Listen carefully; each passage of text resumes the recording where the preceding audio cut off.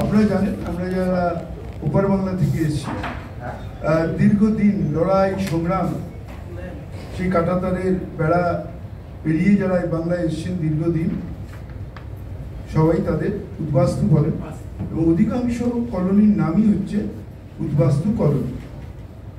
কিছুদিন আগে আপনারা জানেন যে মাননীয় মুখ্যমন্ত্রী মমতা বন্দ্যোপাধ্যায় বস্তির নামকরণ করেছিলেন উত্তরণ। এখন থেকে আর কোনো জায়গায় কাউকে কোনো বস্তি হিসেবে বলা যাবে না, তাকে বলতে হবে উত্তরণ। এবং যে বস্তির নামগুলো বস্তি হিসেবে ছিল তার সেটা উত্তরণ হিসেবে এখন থেকে আমাদের সবাইকে বলতে হবে। ঠিক তেমনি যারা উদ্বাস্তু কলোনির মানুষ স্থায়ী ঠিকানায় দীর্ঘ বছর ধরে তারা রয়েছেন সংগ্রাম লড়াইয়ের মধ্যে দিয়ে, আজকে আমাদের মাননীয় মুখ্যমন্ত্রী তাদের বলেছেন যারা উদ্বাস্তু কলোনিতে আছেন প্রত্যেকেই সরকারের তরফ থেকে পাট্টা পাবেন এবং এখন পর্যন্ত প্রায় 99% মানুষ তারা পাট্টা পেয়েছে এবং কিছু মানুষ তাদের পারিবারিক সমস্যা তার জন্য এখনো পাননি। তা সত্ত্বেও সরকার চেষ্টা করা হচ্ছে যাতে এই 1% মানুষও পাট্টা পান। আজকে মাননীয় মুখ্যমন্ত্রী তার নেতৃত্বে আজকে ক্যাবিনেটে সিদ্ধান্ত হয়েছে এখন থেকে আর উদ্বাস্তু কলোনি বলা যাবে না। আজকে থেকে উদ্বাস্তু কলোনির নাম হলো স্থায়ী ঠিকানা। এখন থেকে উদ্বাস্তু কলোনিকে যেমন বস্তিকে বলা হবে উত্তরণ, তেমনি উদ্বাস্তু কলোনিকে বলা হবে স্থায়ী ঠিকানা। এবং এই স্থায়ী ঠিকানায় যারা আছেন সবাই পাট্টা পাবেন। এখন পর্যন্ত যে সরকারি হিসেব তাতে 99% মানুষ মমতা বন্দ্যোপাধ্যায়ের সরকারের আমলে সবাই পাট্টা পেয়েছেন। যে 1% বাকি আছেন যাদের পারিবারিক সমস্যা আছে সেটাও যাতে তারা মিটিয়ে নিতে পারেন এবং তারপরে যাতে আমরা দিতে পারি। আমরা 100% মানুষের কাছে আমাদের এই পাট্টা মানে আমাদের প্রমাণ হলো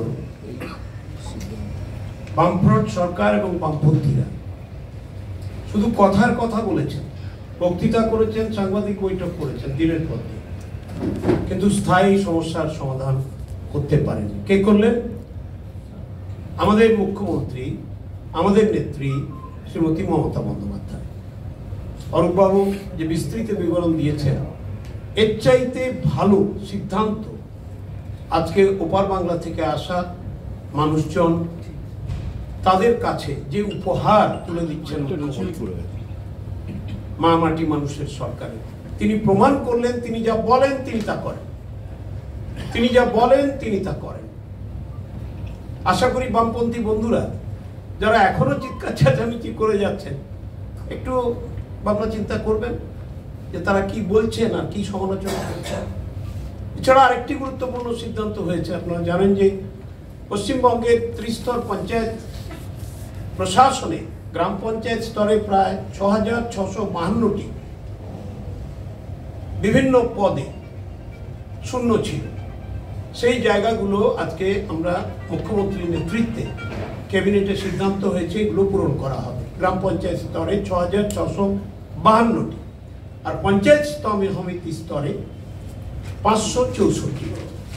এতে করে ত্রিস্তর পঞ্চায়েত নির্বাচনে প্রশাসনিক কাজ, উন্নয়নের কাজ এবং সম্মানীয় মুখ্যমন্ত্রীর নির্দেশ ক্রমে যে জোয়ার চলছে, উন্নয়নের জোয়ার, কেন্দ্রের বঞ্চনা সত্ত্বেও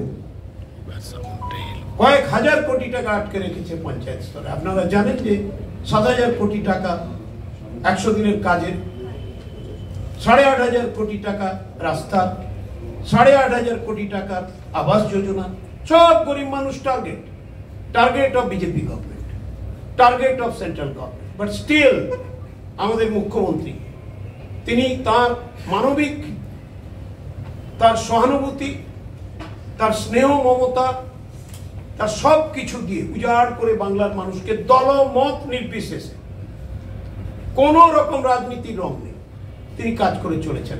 আজকের এই প্রশাসনিক স্তরে শূন্যতা পূরণের যে সিদ্ধান্ত এবং যাদের নিয়োগ করা হবে তারা আরো প্রশাসনকে গতিশীল করবেন এবং এগিয়ে নিয়ে যাবেন। ক্যাবিনেটে আরো যেটা হয় যে একটা ক্যাবিনেটেও হয় এবং তারপরে একটা স্ট্যান্ডিং কমিটি থাকে, standing committee of cabinet on industry infrastructure and employment. তাতে 2-3টি বিষয় যেটা উল্লেখযোগ্য এবং তার মধ্যে একটা প্রারম্ভিকে বলে দিই যে আপনারা জানেন মাননীয় মুখ্যমন্ত্রী আগেও বলেছেন যে মেটিয়াবুরুজে একটা বড় টেক্সটাইল হাব হবে, একটি বড় টেক্সটাইল হাব হবে মেটিয়াবুরুজে সেটা মুখ্যমন্ত্রী বলেছেন, আবারও সেটা নিয়ে তিনি আপনাদের বলতে বলেছেন এবং এটা নিয়ে কাজ হচ্ছে। দ্বিতীয়টি যেটা আছে যে West Bengal হোজিয়ারি park infrastructure limited, এটা হচ্ছে একটা এমএসএমই ইউনিট এবং সেখানে যে জায়গাটা রয়েছে সেটা হাওড়া জেলাতে জগদীশপুরে। সেখানে প্রায় 3.6 একরেতে আরও 15টি নতুন এরকম হোজিয়ারি ইউনিট খুলতে চলেছে এবং এই জায়গায় তারা আরম্ভ করবে তাদের কাজ। তাহলে মূল হচ্ছে এটা West Bengal হোজিয়ারি park infrastructure limited, যেটা এমএসএমইর মধ্যে পড়ে, কিন্তু তাদের একটি জায়গা 3.6 একর সেইটা জগদীশপুর হাওড়াতে রয়েছে, যেখানে আরো 15টি নতুন আছে। এই 15টি নতুনের নামও আছে, সেটা সেইভাবে আলাদা যদি কেউ শুনতে চান তারা এটা খুলবে। তাহলে এটা হচ্ছে হোজিয়ারি পার্ক এবং টেক্সটাইল হাব।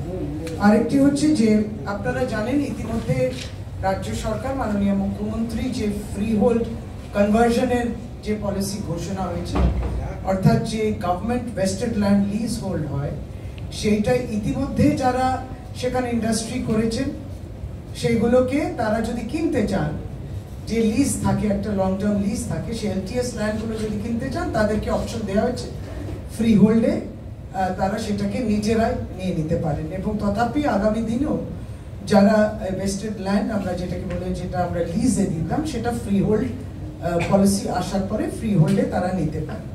এরই মধ্যে যেটা ছিল একটি 9.94 একর্স অফ গভর্নমেন্টের ল্যান্ড ছিল, সেটা মৌজা পটকাটা এবং মৌজা হারিয়াতে, যেটা কোটওয়ালি থানার আন্ডারে জলপাইগুড়িতে পড়ে। সেখানে স্টার সিমেন্ট লিমিটেড তাদের 2 MTPA সিমেন্ট গ্রাইন্ডিং প্লান্ট যেটা আছে, তারা তাদেরকে এটার উদাহরণস্বরূপ দেওয়া হলো। আজকে সেটা স্ট্যান্ডিং কমিটিতে ঠিক করা হলো যে সেটা লিজ হোল্ড থেকে সেটা ফ্রি হোল্ড কনভার্সন হবে এবং তারা তাদের সিমেন্ট প্রোডাকশন যেটা আছে সেটা ওখানে আরম্ভ।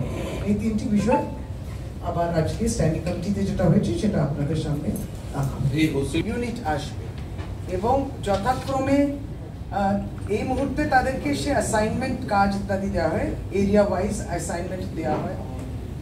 এরপরে তাদের যেটা ব্যবসা তারা করবেন, ধরুন কেউ 0.13 একর্স ল্যান্ড পাচ্ছে এরিয়াতে, আর কেউ 3.89ও পাচ্ছে। তো যার যেরকম আছে, এগুলো যেমন শ্রী বিষ্ণু টেক্সটাইলস আছে, কুশল টেক্সটাইলস, জাস্ট একটা দুটো উদাহরণ দেওয়ার জন্য, এইগুলো মিলে 3.63 আছে। এবার তাদের উৎপাদন এবং সেই জায়গা তারা কতটা রেভিনিউ জেনারেট করবে সেটা আগামী দিন আমরা দেখতে পাবো।